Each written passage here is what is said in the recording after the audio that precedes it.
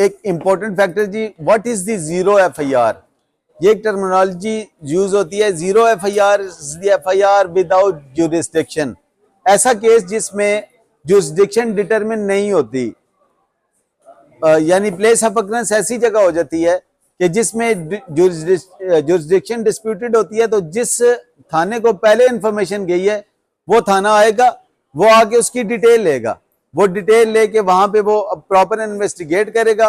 अब इन्वेस्टिगेशन उन्होंने की तो इस दौरान, क्योंकि वहां पे अब जैसे कि हमारे पास ये इलाका है ना, रेलवे की पटड़ी है, ये रेलवे की पटड़ी बहुत दूर तक जा रही है। अब रेलवे की जो पटड़ी है ये जहां तक जा रही है ना, इसके दाएं बाएं थानों की तकसीम है, दोनों साइड से ना थाने तकसीम हो जाते हैं। हमारे इलाके में अगर आप देखेंगे ढोकशाख दीन में, तो ढोकशाख दीन में रेलवे की पटड़ी जो है वो 4 थानों में ये डिवाइड होती है। एक तो ये है कि जो आप अमार चौक से जाएंगे, जो रेलवे की पटड़ी ऊपर है, ये एक सिविल लाइन साइड पे आ जाती है इसकी, ये एक साइड दूसरी एयरपोर्ट साइड पे आ जाती है। आगे जाएंगे आप फाटक से साइड पे तो वारिस खान आ जाता है, और फिर सिविल लाइन आ जाता है। उससे आगे जाएंगे तो कैंट एरिया आ जाता है और गंज मंडी आ जाता है। ये इस तरह फिर आगे रतमराल का कुछ एरिया है, ये एरियाज इस तरह होते हैं। अब एक वकूआ होता है, मसलन ऐसी दूध में हो गया, पटड़ी के दरमियान में एक खुदा ना खास्ता मर्डर हो जाता है। अब वो वकूआ वहां पे हुआ तो अब इतला आ गई, सपोज इतला कर दी कि एयरपोर्ट के एरिया को, एयरपोर्ट वाला एरिया आया, वहां पे उन्होंने आके जब इन्वेस्टिगेशन स्टार्ट की, अब उन्हें ये पता चला कि ये तो पता नहीं ये हमारी ज्यूरिसडिक्शन बनती है कि नहीं बनती। तो उसमें ये होगा कि वो एफआईआर रजिस्टर कर लेंगे।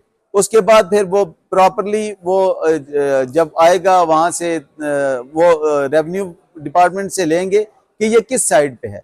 अब इसमें भी इंटरेस्टिंग एलिमेंट होता है कि अब एक वकूआ हुआ, जैसे मर्डर हो गया, मर्डर होने के बाद डेड बॉडी पड़ी है, वो आधी पड़ी है एक साइड पे और आधी पड़ी है दूसरी साइड पे, दोनों थानों की हदूद में।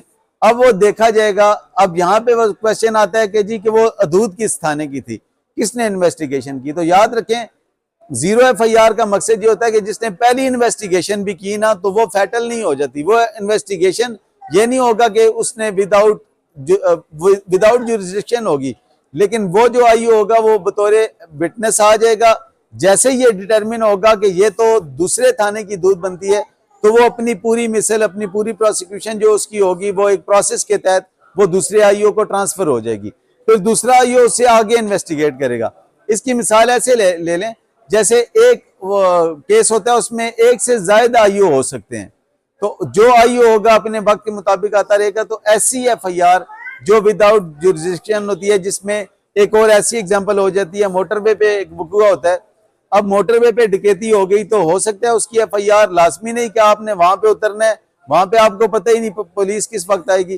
तो जिस स्टेशन पे जाके आप उतरेंगे, आप अपना आपका जो आखिरी स्टॉप है वो भी आपकी ज्यूरिसडिक्शन बनेगा।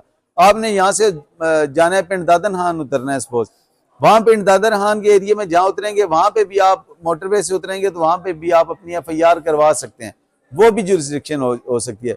सिमिलरली जहाज में होता है वकूआ। अब जहाज तो मुख्तलिफ जगह वो कॉन्टिन्यू वकूआ होता है कि यहाँ से स्टार्ट हुआ, सपोज ऑफेंस इस्लामाबाद एयरपोर्ट से जैसे ही उड़ा उन्होंने खुदा ना खास्ता हाईजैक कर लिया, तो ये प्रोसेस चलता रहेगा। तो ये सिमिलरली अगवा किया, यहाँ से वहां ले गए, अब यहाँ से अगवा किया तो इसकी हदूद सिविल लाइन की बनेगी। तो जब ये डिटरमिन ना हो कि इसकी ज्यूरिसडिक्शन की क्या की जाती है, तो इस एफआईआर को जीरो एफआईआर के तौर पे नाम दिया जाता है। अब जीरो एफआईआर एक थाने में रजिस्टर होगी, बाद में पता चला कि इसकी हदूद यही है, तो उसको फिर वो सीरियल नंबर दे दिया जाएगा, जो सीरियल नंबर उस वक्त के हिसाब से चल रहा होगा। तो जीरो एफआईआर ऐसी एफआईआर होती है। इसका मकसद ये होता है कि खुदा ना खास्ता एफआईआर या प्रोसीजरल डिले में किसी प्रोसिक्यूशन का राइट जो है कंप्लेनेंट का, वो राइट इसमें खुदा ना खास्ता उसके राइट को किसी तरह का नुकसान ना पहुंचे। ठीक है, आई होप कि मैं एक्सप्लेन कर पाया हूँ जीरो एफआईआर को।